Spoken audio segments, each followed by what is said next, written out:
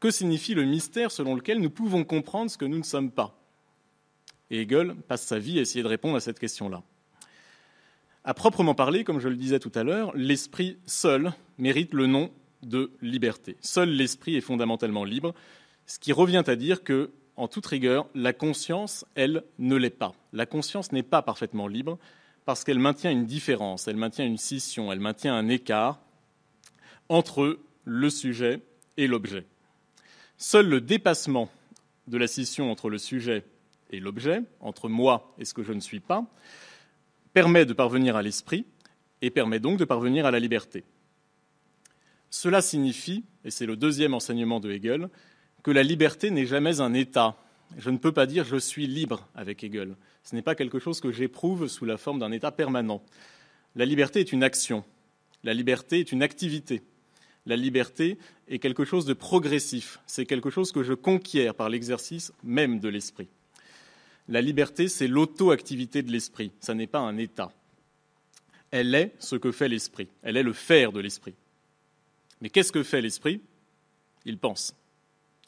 Il pense et il réalise concrètement ce qu'il pense. Il accomplit ce qu'il pense. Il ne reste pas prisonnier de son abstraction intellectuelle. Ça, ce serait une fausse liberté que d'être enfermé dans ce que l'on pense. Il ne s'agit pas uniquement de penser, il s'agit de faire aussi ce que l'on pense.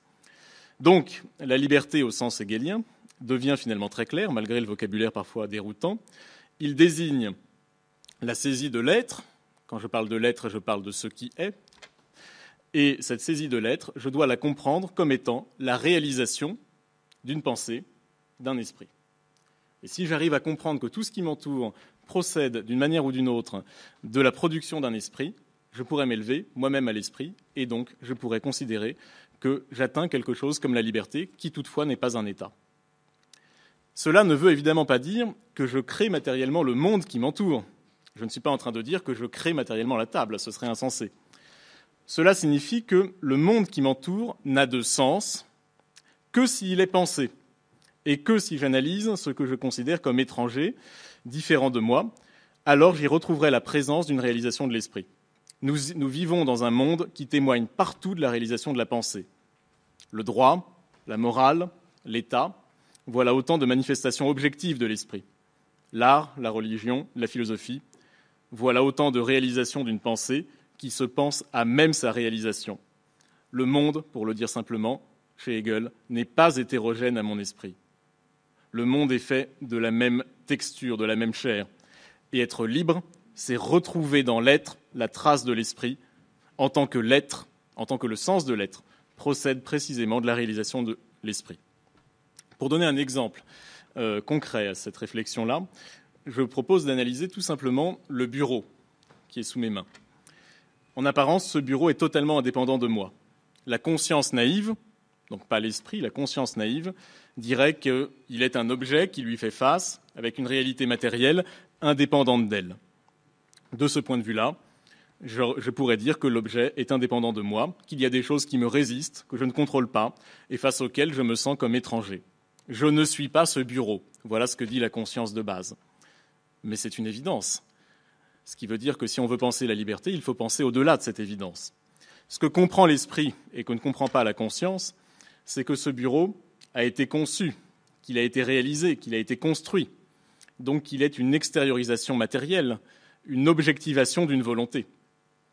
En termes hegeliens, le bureau est déjà une activité de l'esprit. Et retrouver en lui la trace même de l'esprit, c'est me découvrir homogène à lui, non pas matériellement, encore une fois, je ne suis pas une matière de bureau, mais du point de vue du sens. Qu'est-ce que c'est qu'un bureau pour l'esprit? C'est un objet conçu par une volonté, c'est l'objectivation d'une volonté, c'est une manière que l'esprit peut avoir de façonner le monde. Le monde porte trace de cet esprit. Alors évidemment, à ce moment-là, on se dit, mais alors, que faire de la nature? Car a priori, la nature, c'est précisément ce que nous n'avons pas façonné. C'est précisément ce qui s'impose à nous sans que nous n'ayons rien fait pour qu'elle soit là. Et pourtant, Hegel répond à cela, cela n'empêche pas l'homme de penser la nature. Et comment pense-t-il la nature? Il la pense comme ce qui ne porte pas trace de l'intervention humaine. Ce qui veut dire que la nature apparaît comme l'altérité pure, comme l'autre, de manière pure, mais elle n'apparaît comme étant l'autre que pour celui qui pense. Si je ne pensais pas, je ne dirais pas que la nature était autre chose que moi. Ce qui fait qu'on retrouve le paradoxe introductif. Dire que la nature est l'autre par excellence, dire qu'elle ne porte pas trace de l'esprit, c'est en fait déjà la caractériser pour nous qui pensons. C'est donc la rendre relative à notre discours et à notre pensée. Si la nature est la négation de l'esprit, elle lui est aussitôt soumise, puisqu'elle est pensée en fonction de l'esprit, et ne prend son sens qu'en fonction de l'esprit. Elle est ce que l'esprit n'a pas façonné. Comprendre le fait qu'il n'est de nature que pour l'esprit, que le sens de la nature n'a donc de sens que pour cet esprit, c'est déjà quitter l'étude scientifique de la nature pour parvenir à la compréhension philosophique de l'esprit et de la liberté. Cette liberté-là, Hegel nous propose une troisième remarque, n'a pas de sens si elle ne s'accomplit pas dans l'affrontement, dans la rencontre avec l'extériorité.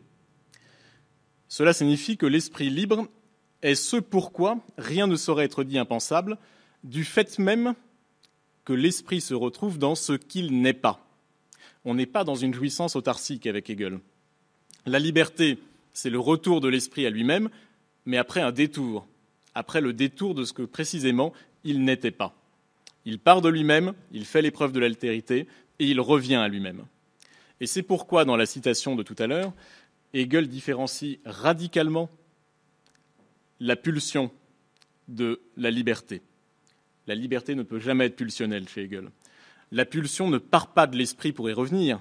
Elle se fixe d'emblée sur l'objet désiré. Elle se fixe d'emblée sur ce que nous voulons acquérir. Par conséquent, c'est un moment à deux temps. Je me fixe sur l'objet et je tente de l'acquérir. Là, c'est pulsionnel, nous ne sommes pas dans la liberté réelle. Dans la liberté réelle, je pars de moi, je me dirige vers l'objet et j'y reviens lorsque j'ai compris que je pensais cet objet-là. Par là même se comprend un élément crucial de la pensée hegelienne, intrinsèquement lié à sa définition.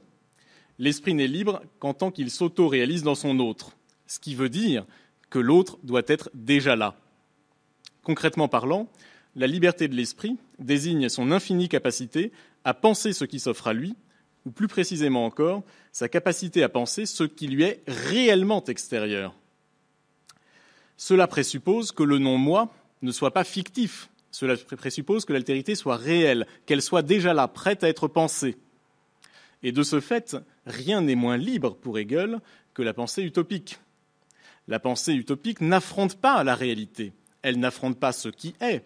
Elle jouit de sa propre autarcie et n'affronte que des images, les images de son imagination, pensant un monde à venir et non pas pensant le monde qui est. Et c'est comme cela que doit être comprise la conclusion de la préface des principes de la philosophie du droit. Ce passage est fort célèbre. Quand la philosophie peint gris sur gris, alors une figure de la vie est devenue vieille, et avec du gris sur gris, elle ne se laisse pas rajeunir, mais seulement connaître.